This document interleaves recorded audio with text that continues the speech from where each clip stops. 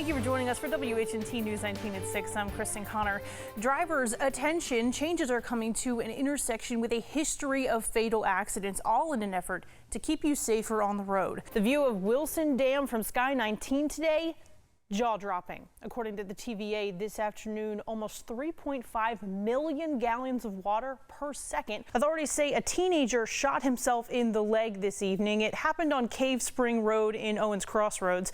Law enforcement are calling this accidental. They say the teenager was taken to the hospital and is expected to be okay. We are following breaking news in Scottsboro. The days-long search for a man on the Tennessee Bureau of Investigation's top 10 most wanted list is now over. Police in Scottsboro confirming 33-year-old Simon Porter's arrest there this morning. Aaron Cantrell has been in touch with the family. He spoke with the victim's mother earlier today.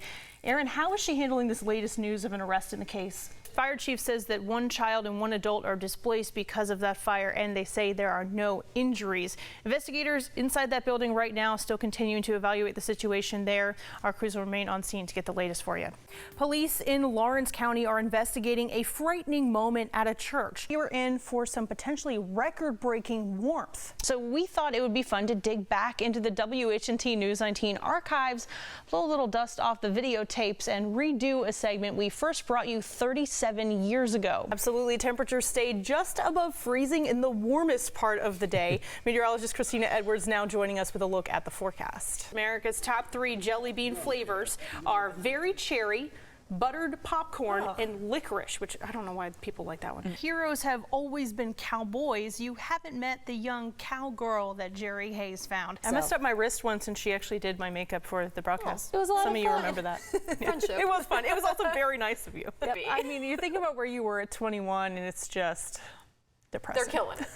Thanks, Olivia. Spring will officially be here on Wednesday. I'm so excited. I've started bird watching already, so I'm officially 90. Thank you all for joining us. Have a great one. Thanks.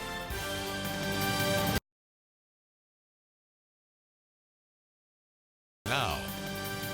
Thank you for watching WHNT News 19 at 10. I'm Kristen Connor.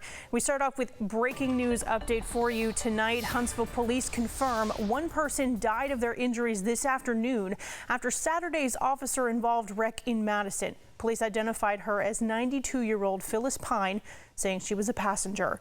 Madison police say the two-car wreck happened while a Madison police officer was on the way to work on McCrary Road and Wall-Triana Highway. We've learned that officer is still in the hospital, and officers now say that there is video from the wrecked police vehicle, but MPD has not had a chance to download it yet. We plan to stay on this story and bring you updates when we get them. Authorities say a 17-year-old drowned this afternoon at Lake Gunnersville State Park Beach. Tonight, the Marshall County coroner is identifying him as Martin Sebastian of Albertville and saying the drowning was accidental. Witnesses tell us it was a team effort to try to save Sebastian after he did not surface in the water, but it was too late. Someone's drowning, called 911. So I sent a lady running from the beach up to her tent. She called 911 and people started running out there and carrying floats or whatever they could carry to try to help. The coroner says park rangers, the Gunnersville Rescue Squad, and the Gunnersville Fire Department responded to help bring Sebastian to shore. Let's take a break from that and get a quick look at your Sunday night forecast with meteorologist Gabrielle Diepler. Gabrielle? Thank you, Gabrielle. Local jails are planning fixes to improve safety and security. This as the Alabama prison system faces Department of Justice and state governmental scrutiny. WHNT News 19's Ivy Anderson explains what the Marshall County Sheriff's Office is trying to change. Sheriff Sims tells us they're considering making one centralized jail for multiple cities to use instead of having multiple overcrowded jails. One person is dead after an early morning crash in Limestone County. It happened on Elk River Mills Road west of Athens just before 12:30. State troopers say a truck ran off the road and struck an embankment before catching fire. The driver died and their name has not been released yet. The Alabama Law Enforcement Agency is still investigating what happened there. And a Texas family's journey through Alabama turned deadly this morning. State troopers say an 8-year-old was killed on I-65 southbound just before 8 a.m. They say the family's van lost control north of Decatur and struck a cable barrier. The 8-year-old was thrown from the car in the process. We're told she was not wearing a seatbelt. We try to stress the importance of child restraints and seatbelts on use of the highways and everything to try and minimize these types of occurrences. Troopers say 50-year-old Mary Tobar from San Antonio was behind the wheel. She was also injured and treated at a local hospital.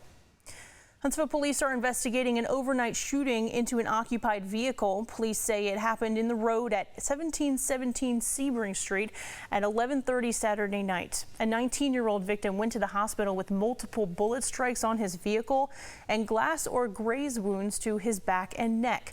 Police tell us the victim was not interested in filing charges. A planned music venue in Huntsville is postponing its shows planned for this summer. Our news partner AL.com reports the Mercantile postponed its concerts through August. The building was formerly the UG White Mercantile store. The new venue would bring music back to that site, which was also previously the home of Crossroads Music Hall.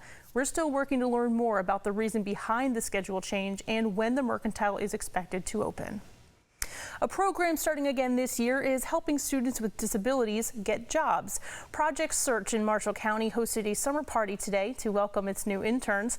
WHNT News 19's Madison Neal has more about its impact. Project Search is a nationwide program. Marshall County is welcoming 11 interns for the 2019-2020 school year. 2 people are in critical condition after a crane collapsed in Georgia. We'll explain what the crane was being used for, and it wasn't construction.